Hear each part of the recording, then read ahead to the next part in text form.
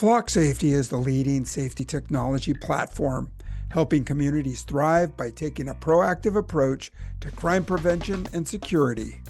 Our end-to-end hardware and software suite unites cities, law enforcement, businesses, schools, and neighborhoods in a nationwide public-private safety network.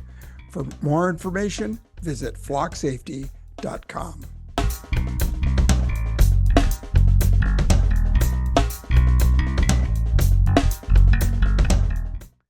You're listening to Policing Matters on policeone.com. Thanks for checking in. I'm your host, Jim Dudley.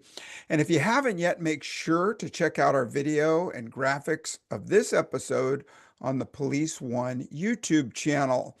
Well, when it comes to good policing, there are so many things that we can control: fitness, training, discipline, communication skills. These are all things we work on every day, but there's one crucial factor that's often overlooked, and that's sleep. Now, I'm not talking about a few extra hours of rest. I'm talking about how quality sleep impacts everything from our performance to your mental health.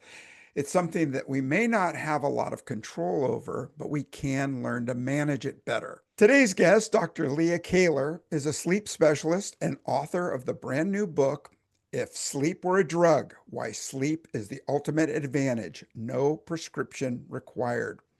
Dr. Kaylor is a clinical psychologist with the FBI, providing trauma therapy and psychological debriefings to agents and staff who face some of the toughest, most high-stress situations that you can imagine. Officer-involved shootings, crime scene exposure, child abuse materials, and so much more. Well, welcome to Policing Matters, Dr. Kaylor. Thank you for having me. I'm excited to be here. Yeah, it's great seeing your background, some of the things you're writing about. Let's kick off with a big one. Why are some of the biggest myths you hear about sleep, and why are they Hmm. so harmful, especially in high-pressure professions like law enforcement? Yeah, so I would say that the very first one, and I don't even get into it in chapter one, I get into it in the introduction of the book, and it is I'll sleep when I'm dead. I think that that's the biggest myth, especially whenever it comes to our first responder populations and our military population, is this idea that sleep is not that important, that it's just a way that I like to say it or to think about it is a lot of people think about whenever you go to bed that you just kind of flip off a light switch, which you do, but it's almost like flipping off a light switch for your brain and your body. And you kind of go into this offline airplane mode almost, if you will. And honestly, that could not be further from the truth. When we sleep, it is so incredibly restorative for the brain and for the body. And just to give you like a tiny example of what I'm talking about, is during REM sleep, which happens in throughout the night, but you get your biggest chunk of REM sleep in the early hours before your alarm clock goes off. And to just illustrate how incredibly active and engaged the brain is if you had a person who was in REM sleep and they had a cap with electrodes on their head, and we were kind of just checking out the brain waves, checking out what's happening in the brain. And then we had someone else who also had a cap with electrodes on, and they are awake, they're actively problem solving. Shockingly, both of those brainwaves would look incredibly similar. So that's just goes to show that no, we're not going offline, we're not going into airplane mode. And if you choose to continue to live by this, I'll sleep when I'm dead, you'll probably get there a little bit quicker too. Yeah. And I have a friend who says that all the time, and it, it, Uh-huh. it eventually catches up with us, doesn't Oh, it? it absolutely does. It does because, whenever I started working at the Bureau, it was COVID times actually is whenever it started when I came on full time. And everyone was in a panic. Nobody knew what to do, but they were like asking us to do lots of presentations. And so we did a lot of health, wellness, resilience presentations. And that's where sleep, that's where I got my whole start was, hey, let's talk about sleep. So one of the things that I remember my mentor saying was, oh, the three pillars of health. And she would say, exercise, diet, and sleep are the three pillars of health. And, fast forward 6 years later and how much time and effort and more education I have when it comes to sleep and working one-on-one with people for sleep is that I actually think that that's very wrong. In fact, I think that sleep is the entire foundation for which you can build pillars, you can build a mansion, you can build whatever. But I think sleep is the entire foundation. If you don't have that, you got like a sinkhole. Forget about it. Yeah, and so I mean, so many of us have so many different variables that affect our sleep. Uh, what are simple changes that people can do starting tonight to get better sleep? Yeah, there's so many things that we can do. And that's why I named the book If Sleep Were a Drug, right? Because in this culture that we live in, everyone is pressed for time. Everyone wants to be more productive. Everyone wants to hustle harder. Or maybe they want more time to themselves. Maybe they want more work-life balance. And so they don't necessarily want to spend more time sleeping or preparing for sleep. And so I know that the recommendations that I might give might be not super popular because I'm going to ask you to take away from those other times of, productivity or family time or me time to do some of these activities, but I do think that it's so incredibly important. So one of the top recommendations that I have for people is having some type of wind down routine. And the reason why I say this is especially whenever it comes to first responders, like we're running and gunning all day long and it's exciting and there's so many different things going on, but that level of adrenaline and cortisol and dopamine that are just coursing through the body, you have to be able to kind of, if you will, land that plane gracefully.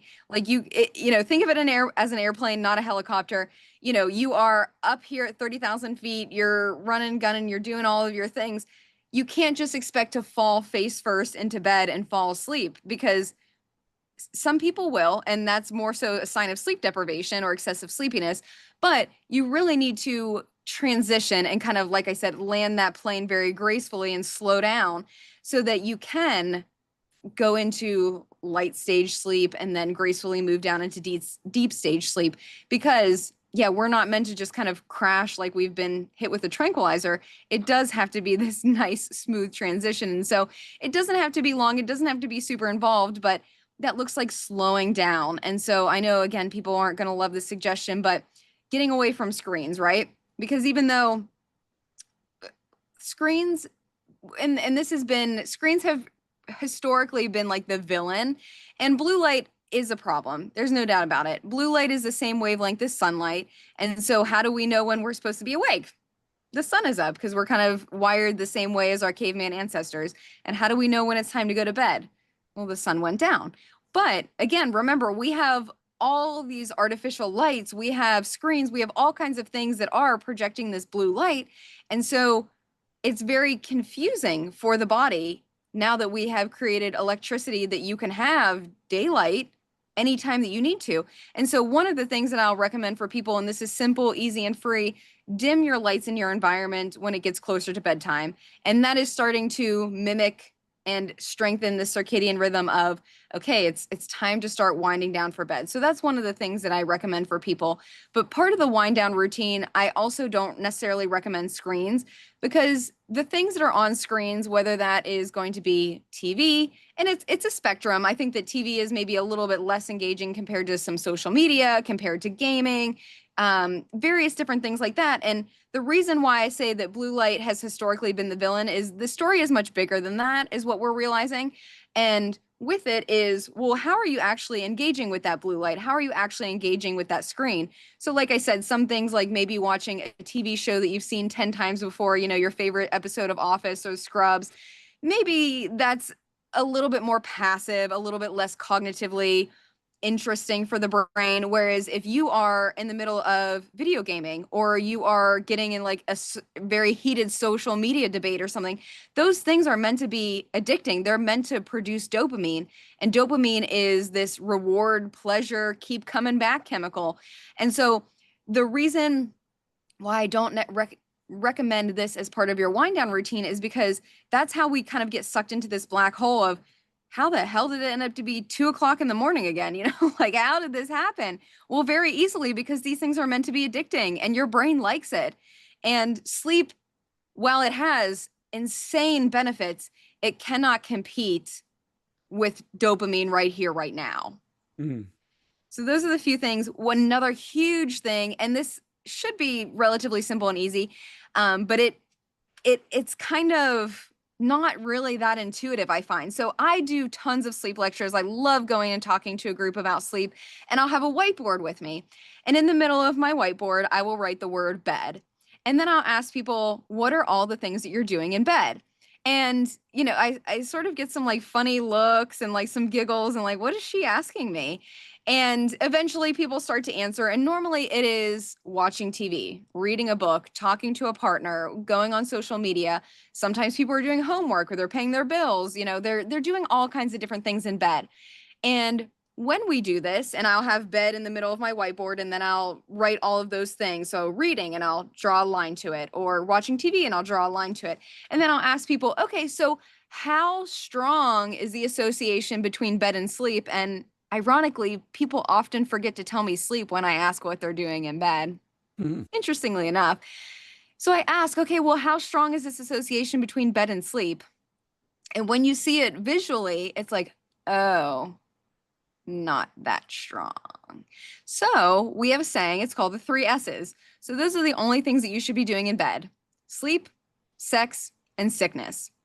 Now, everything else, the brain is so incredibly complex and brilliant, but sometimes it's a little dumb too.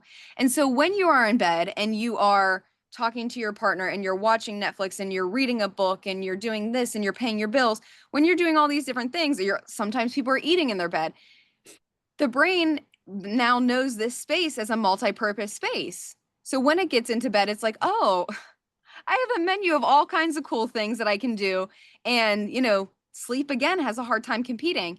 But if you take all those other activities and do them somewhere else in your home, and you really do reserve the bed for sleep, sex, and sickness, our three S's, well, then the brain will eventually learn, okay, there's only a few things that I can do in this space, and one of them is definitely happening tonight. Okay. And yeah. And yeah. And hopefully it's one of the two, not the three S's. Eh, Right. Everything you described requires some amount of self-discipline. And I guess Yes. you can do it by taking the TV out of the bedroom and taking the books off the nightstand and things like that. And not to We're, say that you can't do those things, right? Like mm, reading is a beautiful wind down activity. It's lovely. It's actually, there's so much research out there to show that it is great for bringing down your cortisol in very short amount of time, less than 10 minutes. mm, But you got to do that somewhere else. And let me make a disclaimer here. Like, I was that person who lived in New York City. I had a studio apartment and I shared it with another person. So I know that there are people listening who maybe don't have the luxury of going to another part mm, of their home.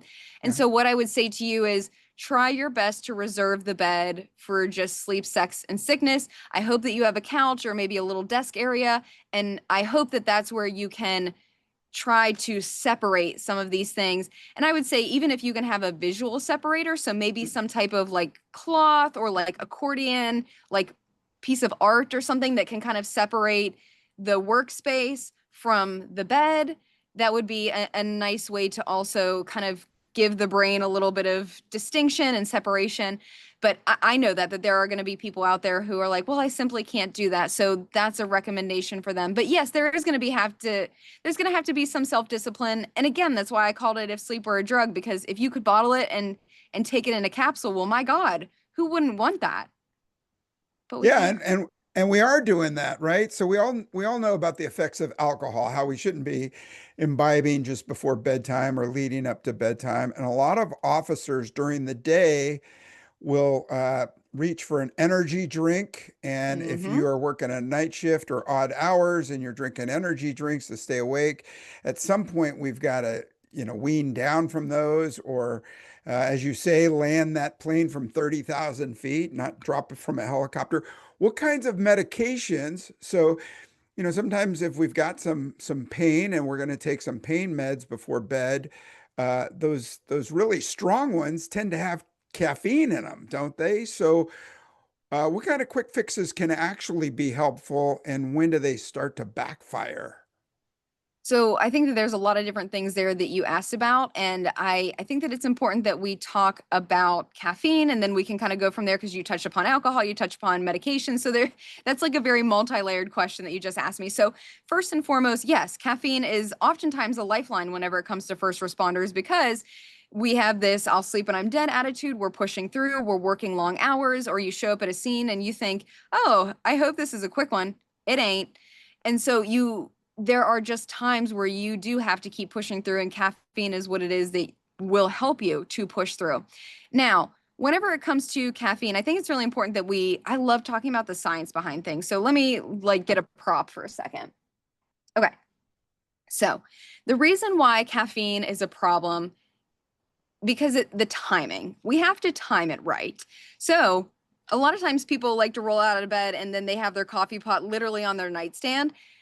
Not the greatest option because when you are waking up, your body the natural adrenaline and cortisol are already elevating because that is what normally happens for you to get up, get moving, get on with your day, get to where you need to be on time. After about 90 minutes, that natural rise of adrenaline and cortisol will start to dip. So that is where you're going to get your most bang for your buck. If you are waking up and starting to guzzle coffee, well, it's a little bit of a problem because, well, it's more like having a car and then just kind of punching the gas into overdrive is a little bit what it's like. You're not necessarily going to do damage per se, but you're not going to get the best bang for your buck. So if you wait 90 minutes until those naturally occurring adrenaline and cortisol chemicals start to come down, then that's when you can kind of boost yourself. So that's a good tip for people. But I think the problem is that caffeine is so sneaky. It's very insidious. So you talked about, well, what about some medications that have it? As I was doing my research for the book and putting together, because there's an entire chapter on caffeine, I talked about, okay, your usual suspects, your coffee, your cold brew, but then, okay, what about tea? What about energy drinks? What about pre-workout? That's a huge thing for my first responders who want to be working out and physical fitness is very important to them. Like a scoop of pre-workout, holy cow, that's the equivalent of about 3 cups of coffee-ish, depending Mm. upon brand. As I'm doing my research, I find that there are some waters they call them enhanced waters with caffeine. I'm like, holy cow, Mm. can we just leave water alone, please? But some food has caffeine in it, and then definitely medications like you talked about. So there's going to be so many different things, and it's very easy to lose track of how much caffeine we're putting in our system. So I want to talk about half-life for a minute because I think it's really important that we talk about what half-life is, why it's important. So I have a mug here, and we're just going to say that this is filled with coffee, and we're going to say that this is 20 ounces because I'm going to try and do some easy math here. So we'll say that I drank this whole entire thing at 6 a.m. So caffeine has what's called a half-life. And half-life just means that the specific half-life for caffeine is about 4 to 6 hours. So I'm going to do some easy math for myself and we're going to call it 6. So we're going to say that I drank this whole entire mug of coffee at 6 a.m. Well, half-life means that at 6 hours later, the half-life of caffeine, about half of that is still rocking and rolling in the system. So I said that this mug was 20 ounces just for easy math. So we've got about 10 ounces here. Then another 6 hours passes. So that was noon. Now we're going down to 6 p.m. We still have about 5 ounces of this coffee rocking and rolling in the system. Now, that's assuming that I just had one of these and only at 6 a.m. The math gets much more complicated as you continue to add on layer after layer of caffeine throughout the day, which we often do. So it's really important that we cut out caffeine in the early afternoon. Now, everyone is going to be very different whenever it comes to metabolism. We're going to have some people who are ultra rapid metabolizers. We're going to have some people who are very poor, slow metabolizers. So everyone is different. Be aware of yourself and how you process things and just kind of go with that awareness. If you're someone who's very sensitive to caffeine, you're going to have to cut it off earlier into the afternoon. But people wonder why they're wired, and this is one of many reasons why they're wired when it's time to lay down for bed, because you've been pounding the caffeine. That's why. So Okay. to counteract that, then what do? We pull out our old friend alcohol to try and come back down.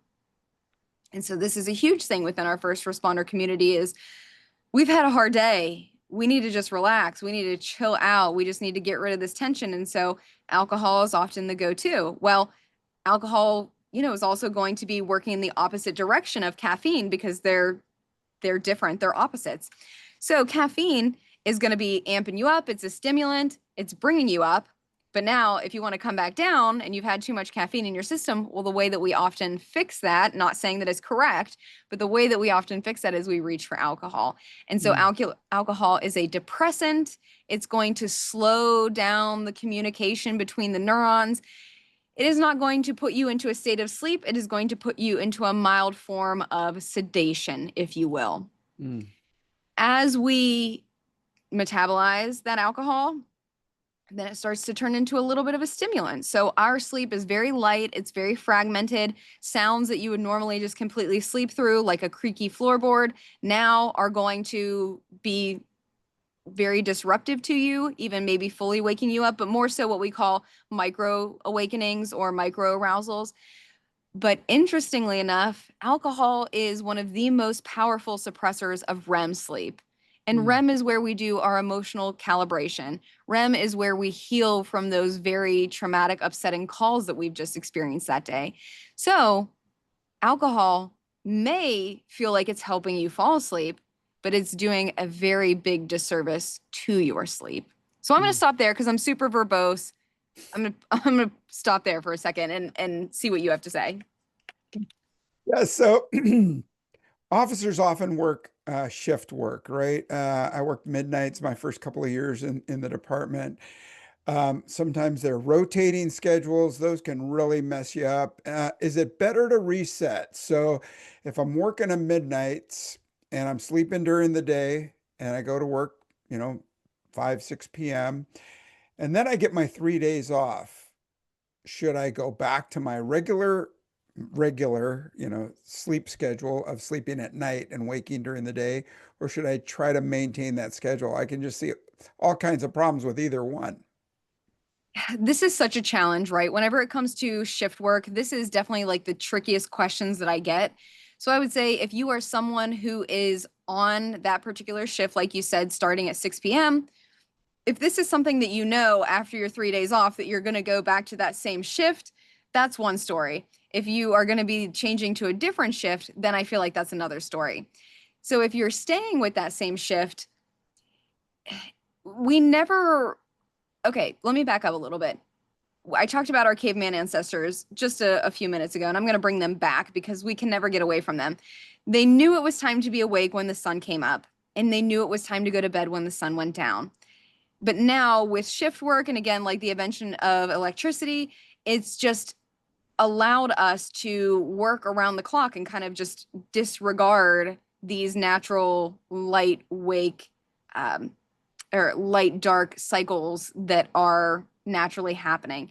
So we are not meant to be awake at night and be asleep during the day. And that is not to be scary and not to say that this is directly causal, but we know that this is so incredibly damaging to the body that it has been identified, shift work, night shift work, has been identified as a modifiable risk factor for cancer. It is a known carcinogen.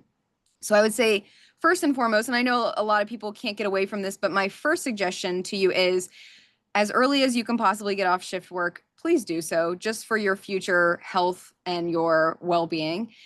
But secondly, whenever it comes to shift work and you are going to continue to stay on that same shift, ideally, if you could stay on that same type of timeline, that would be your best bet. But that's an unpopular suggestion because everybody else is doing things in the daytime. That's when things are open and doctor's appointments and family activities. So it's very challenging to be able to meet that. And because it's so challenging, we know that whenever it comes to shift workers compared to people who just work day shift, that it's so much more dangerous. There's such a higher risk for accidents and traffic accidents because people are just getting such less sleep because of just fighting against the natural circadian rhythm and wanting to be awake and do the things just like everybody else during normal daytime hours, if you will. So Yeah, for sure. Yeah, It's tough. Yeah, yeah, I don't know. I mean, I say 6 p.m. I mean, imagine if you're going into work at 11 p.m. That's, Hmm. even worse. Hey, I really want to dive into some of the really interesting things you say about in your book, but first I want to take a moment and thank our sponsor. Flock Safety works with more than 5,000 law enforcement agencies nationwide, delivering real-time intelligence through a holistic ecosystem of technology designed to keep officers safe, reduce crime, and build stronger communities. And if you're looking for real stories from the front lines, how your peers are using these tools to shape the future of safety in their cities, tune in to Flock's Real Time Policing podcast with new episodes dropping on Wednesdays. Watch episodes on YouTube or tune in wherever you get your podcasts. For more information on flock safety, visit flocksafety.com. And we're back with Dr. Leah Kaylor, clinical psychologist for the FBI, talking about things, all things about sleep, why it's so crucial, and what we can do to get some better sleep in our life. So, in your book, you talk about the rise of sleep divorce, couples Ugh. sleeping in separate rooms, using masks, or setting different schedules. For officers and first responders who work those odd hours we just talked about, why is this happening more than people think? Is it just a trend? I know this is a multi-layered question again, They all but are. I mean, is it a trend? Is it something that's a passing fad, or is it something that we need to do to just sort of cope with the situations that we're in? So I think everybody's situation is going to be different and unique. First and foremost, like I want to put that out there. Now, I love the idea of a sleep divorce. Some people might hate it, but I'm Hmm. going to tell you about it anyways as one possible option for you. Because one of the things that I did, and I do sleep lectures all the time, it's one of my favorite things. And I had this, I like to do Q&A because whenever it comes to all the sleep knowledge that I have, I can talk at you all day long, but I'd rather know what it is that you want to learn. And so I had someone who came up to me after a sleep lecture and she said, "Oh, well, I wanted to ask about sleep divorce, but I was too scared to ask in front of the audience." And also she's sitting with her partner. So now I try and make it much more of a point to talk about this without having the pressure of someone to ask about it. But and it's also an entire chapter in my book because here's the thing, when we actually do get someone to ask about it in the audience, or if I bring it up, I can't tell you the amount of people who sit next to each other who are like, "Oh my God, he snores," or "Oh my God, she likes it way too hot. It like I can't sleep. It's like a sauna in here. He's hogging the covers. He wants the dog to like lay in bed with us and the dog snores." It's we could go on and on and on. People get amped up when we talk about sleeping together. Well, here's the thing, right? There's so many different reasons why sleeping together may potentially be an issue. It could be snoring, it could be a CPAP machine, it could be temperature preferences, it could be tossing and turning, or maybe someone has nightmares or night terrors, restless leg. There's so many different things that could potentially interfere. But also, what about just timing? There's something that we haven't talked about yet, and it's called chronotype. But you heard about this before. So people might be an early bird, or they might be a night owl, or they might be forced to be one of these things because of their sleep schedule or working shifts, like we just talked about. So, whenever a couple has any of these various different complaints, like I just mentioned, and there are certainly more, it makes sleeping together a bit more of a struggle, especially when someone's suffering from insomnia, whether that means having a hard time falling asleep or a hard time staying asleep. And inevitably, the bed partner is always out like a light, they're sleeping like a log, and it gets to be very frustrating. And so the reason why I recommend a sleep divorce is for all of those particular reasons, right? But let's think about it on a spectrum. If you're sleeping together and you're having a lot of issues, maybe you try some things before you get to a full-blown sleep divorce. So maybe that is a white noise machine. Maybe it's earplugs. Maybe it is having some type of other noise. Maybe it's like crickets or ocean sounds or a thunderstorm. Maybe it is, if you have issues with temperature preference, something that's very cool. It's called sleeping Scandinavian. sounds just kind of very interesting. But what it is that each side of the bed has its own blankets and covers. So if somebody wants to be all warm and toasty, they've got an electric blanket on their side. If someone doesn't really want to have any blankets on them, then they can do that. So that's what sleeping Scandinavian is. So those are a few different options that I recommend for people. Also, there may just be preferences in the mattress. So maybe someone likes it really soft and someone likes it really firm. So a very cool hack that I talk about in my book is maybe you have a king frame, but you have two twin beds that are on that king frame, and you have a what we call bed bridge. It's like just a little device that goes in between. And then one person can have the mattress of their dreams, and so can the other person. And yet you can still co-sleep. So there's lots of different options in that middle piece before we get to a full-blown sleep divorce. Now, the full-blown sleep divorce is for you to have the ultimate luxurious sleeping experience, if you will. So you can totally control the temperature. You can completely control the mattress, the bedding, because you are sleeping in two different bedrooms. Mm. But this is also great for people who have very different schedules. So if someone is working shift work and they need to be sleeping during the daytime or during just very odd hours when everyone else is awake, they're up, they're doing things, that gives them the space to be able to go and to sleep peacefully without the other partner coming in. Maybe they need to come in and get something out of the closet, or, oh, I left my work papers in here. So it just gives that person a little bit more peace and quiet. But it is just, I think it really takes the pressure off when we have two different bedrooms, especially for that case that I talked about earlier of I'm watching my partner, they fall asleep immediately when their head hits the pillow, and I'm just laying there tossing, turning, I'm frustrated. So I think that it really helps in certain situations, especially whenever it comes to snoring. One thing that's very interesting is that the average person who shares their bed with a snorer loses approximately, and this is on average, 1 hour of sleep per night because of snoring. Hmm. So, very, very interesting. And also, people who share their bed with a snorer are also at a much higher likelihood of having insomnia.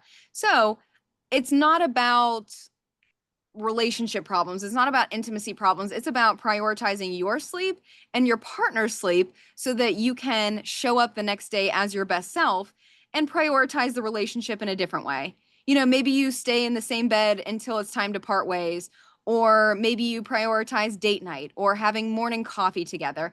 There are other things that you can do, and you can still get a great night's rest either separately or kind of like those middle options that I talked about. But I think it's so important because people don't know that this is an option for them. They probably think, "Oh my gosh, like if our friends heard about this, they would think that we're so weird." But there's surveys out there to show that there are lots of people who are doing this. And even with the survey data, we think that it is actually not nearly accurate showing how many people truly are sleeping this way, because there's just a stigma out there around it, which is unfortunate because it's really about prioritizing your sleep and your partner's sleep, not about losing intimacy or anything like that, because you can find that in lots of different ways and you can make time for that. Yeah. Yeah. Well, you just said a lot to unpack I there. And did. well, one of them, I just came back from a trip, a Europe trip to France and Germany. And in Germany, this Airbnb we stayed at had two twin beds side by side. And Mhm. apparently that's kind of common there. And if we're talking about the importance of sleep, definitely worth the investment to try something different. Yeah. And there are, I won't mention any brand names, but there are sleep arrangements, beds that do have dual temperature. They rise Yes. to different levels and things like that. So definitely worth the investment. And then, Yes, I and you, have one. It is 100% worth it. yeah, okay. All right. I've slept on them and I like them too. I think it takes a little bit of experimenting to get the right comfort level. It does. And it also depends too. Like, I identify as a hot sleeper. So if you're someone who's like a normal sleeper or maybe even a cold sleeper, it's not going to be nearly as exciting for you. But I'm telling you, I've tried cooling blankets, cooling pads, cooling this, cooling that, and it didn't cut it until I got the one that I have right now. And it makes a world of difference. So if you're out there and you're identifying as a hot sleeper, there are options for you. Yeah, for sure. And then also for people with small kids, that interruption, if one's, the priority worker and the other's the care provider for kids, the separate bedroom idea makes a lot of sense. But then as you said, I mean, sometimes we don't have that luxury. So some arrangement where maybe you can anticipate some of those interruptions and make accommodations for them in Yeah. advance. I think you make an excellent point about children. Like that's something that I didn't include in the book, but I think that that's an excellent point. And that, yeah, sometimes it's a comfort thing, sometimes it's a thing where they're scared or maybe they're sick. But yeah, it that will definitely happen if you have children. You can put your money on it. So I think that it's important, like you said too, and that's what it's all about is open communication and talking about this. And maybe you do a trial period for 2 weeks and come back together and see how it goes. So I think it's just all about open communication. And yeah, what do we do if we have guests over? What do we do if we're on vacation together? And just talking through and having a plan for all of these various different possible scenarios that may come up. Yeah, for sure. I mean, that's Yeah. a whole nother subject, vacations, going to, different sleeping environments. You talk about the caveman, and apparently we're hyper vigilant when we're staying at someplace else where, Mhm. we have a tendency to sort of keep an ear open for somebody coming to our campfire, if you will. Exactly. Yeah. Yeah. 100%. The big piece of sleep is about safety and feeling safe in your environment and how you can, if you are traveling, make that environment feel a little bit safer. And just so one little thing that I'll share, because I do travel a fair amount for work and just being a single female who goes alone by herself a lot, I will always travel with two, and they're very small, portable door alarms. Mm, And I'll put one on the main door of the hotel, and then I'll also put one on the adjoining door if there is one. And that just gives me so much more peace of mind uh, because I think that that's no matter what, you're in a strange environment, you're going to do your best to make it as comfortable as possible. But there's always just, it's not your home. It's not your place. It's not your bed. It's not like the fortress that you've got set up. So that's one of my small tips that helps me feel better when I go to a hotel. nice. Well, I hope I get attribution in your second edition when we talk about kids and traveling. All right, you focus a lot on responders in your work, first responders, the different experience that they have. Is it different than the general public, or are we just part of the herd? We're having the same sleep problems as everyone else. I think that this question is that there's a lot of similar problems, but I think that there's also distinctions too. Mm, So when we're talking about first responders, and before I was at the FBI, I was at the VA. So I also have experience with our veterans and our active duty population. And I think that what is the main separator, I would say, and with a caveat, I would say the main separator is oftentimes first responders, military, you don't know what you're being called out to, let alone how many of those calls and how many potentially vicariously traumatic experiences that you are going to be exposed to. And I think that that is something that general civilians just can't necessarily relate to. mm. And I'm thinking about your normal average Joe, maybe he works at a bank, or your average Jane, she works at a library. These folks may not, and not to say that they can't experience trauma, because trauma does not know no bounds. It does not stigmatize. It will impact people no matter their age, gender, race, you name it. So not to say that folks out in the community do not experience trauma and repeated trauma as well, but I think that that is almost a guarantee when you get to the first responder world, is that trauma after trauma after trauma. And I think that we love, y'all call it a skill, you call it compartmentalization and you call it a skill, and you love to push it down and put it in little boxes. Well, after a while you start to run out of room Mm. and things start to come out sideways. And so that's typically where we start to see sleep problems, is sleep. And not to say that you're not having trouble sleeping, but sleep is more so a symptom manifesting from untreated trauma or anxiety or depression. So within the Bureau, I work with tons of other incredible mental health professionals. And oftentimes when anyone starts to talk about sleep, they're like, "Hey, Dr. Leah, do you have an opening on your caseload?" And I'm like, "Yeah, of course, send them over." Well, once we actually start to dig into it, yes, sleep is a problem, but it's very, very commonly a symptom of untreated anxiety, depression, stress, trauma, you name it. Mm. Because when your mental health isn't good, your sleep isn't going to be good. When your sleep isn't good, you can't do that very important emotional recalibration that you need to do. So then your mental health isn't going to be good. So it's kind of this vicious cycle that just keeps circling and circling whenever it comes to mental health and sleep. And sleep has a lot of vicious cycles with a lot of other things too, like chronic pain and whatnot. So it's yeah, when you're not in the right place, it they just keep circling and worsening one another, unfortunately. Hmm. Yeah, we've been talking a lot about sleep and some of the wind down routines and things like that. But I mean, some of us may be thinking that we're getting fine sleep, right? That Hmm. we're fine. We sleep, we go to bed at this hour and wake up at this hour and we're great. But I found myself, especially towards the end of my career, going to afternoon meetings and just like fighting to stay awake through these boring meetings, but also going to a movie theater. And when the lights went down, like, 20 minutes into a movie, finding myself falling You're out. asleep. So, what are maybe some of the precursor indications that we can do some self-assessment to understand that we're not having great sleep? Yeah. So I think that I want to circle back to falling asleep in a movie theater. So if I forget about that, bring that back. So Okay. first and foremost, I imagine most people who are listening to this right now are between the ages of 18 and like 65. So in that age category, you should be sleeping between 7 to 9 hours per night. Just want to take a moment of silence there. 7 to 9 hours per night.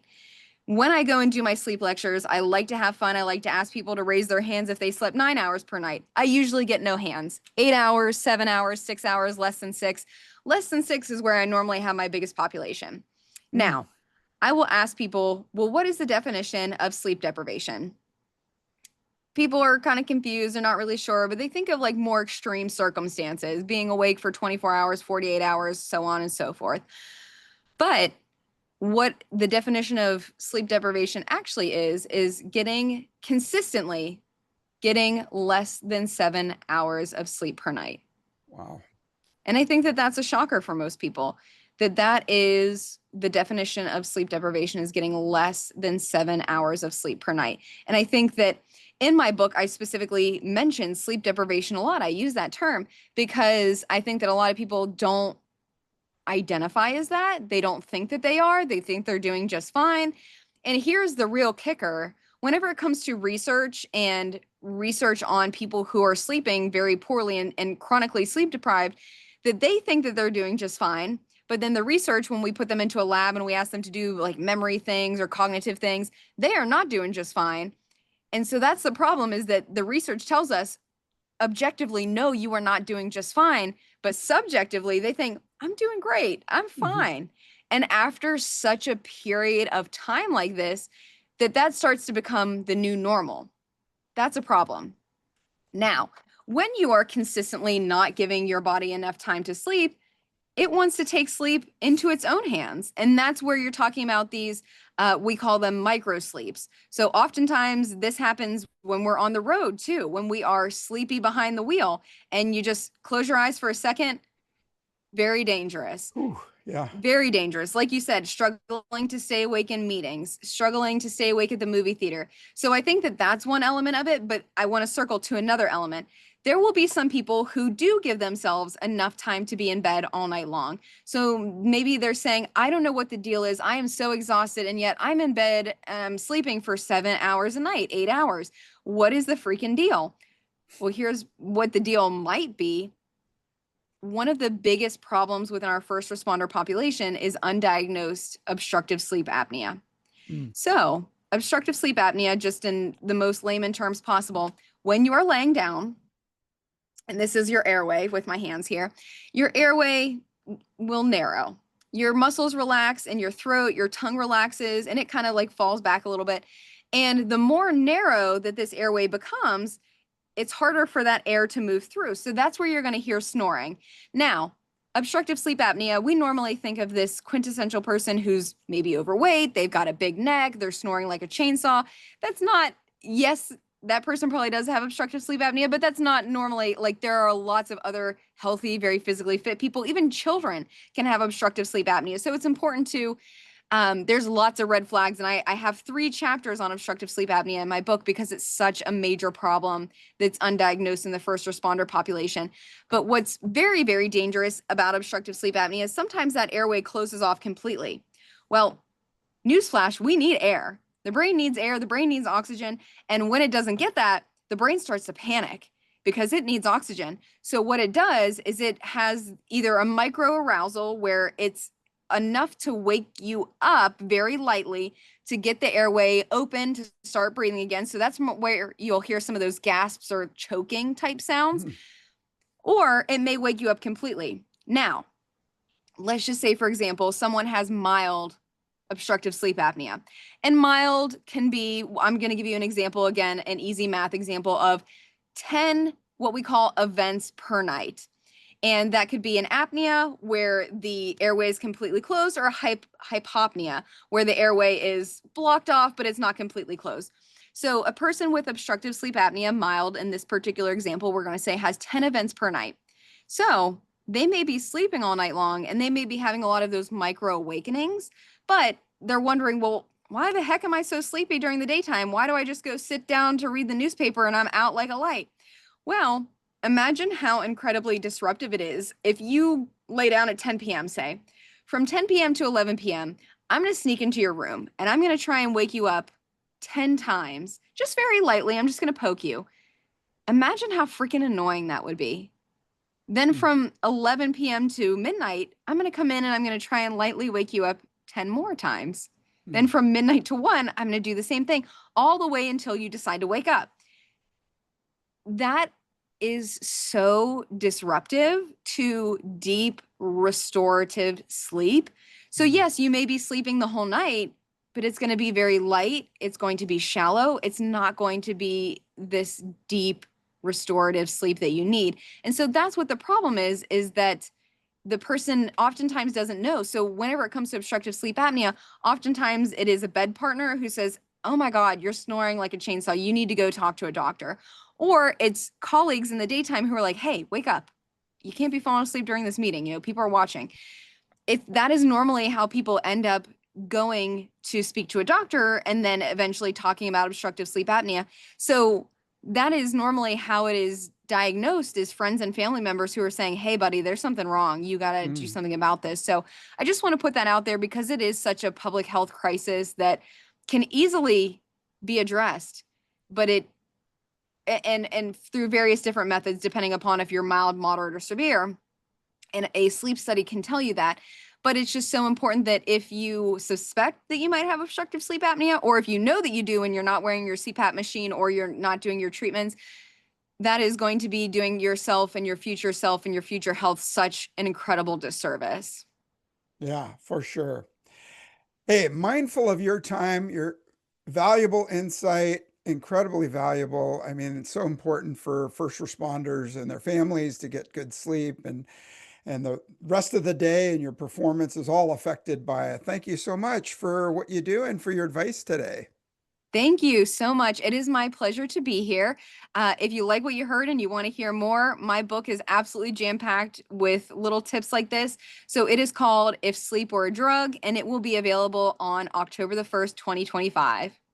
Yeah, that's great. You stole the words right out of my mouth. I was going to tell our listeners that if you want to hear more and you want to go a little bit more in depth in some of the things that we were talking about today, check out Dr. Kaylor's book, If Sleep Were a Drug. Trust me, it is a game changer. And that's it for today's episode of Policing Matters. Thanks for joining us. And I hope you're well. I hope you're sleeping well. And I hope you're staying safe. Take good care. And I hope to talk to you again real soon.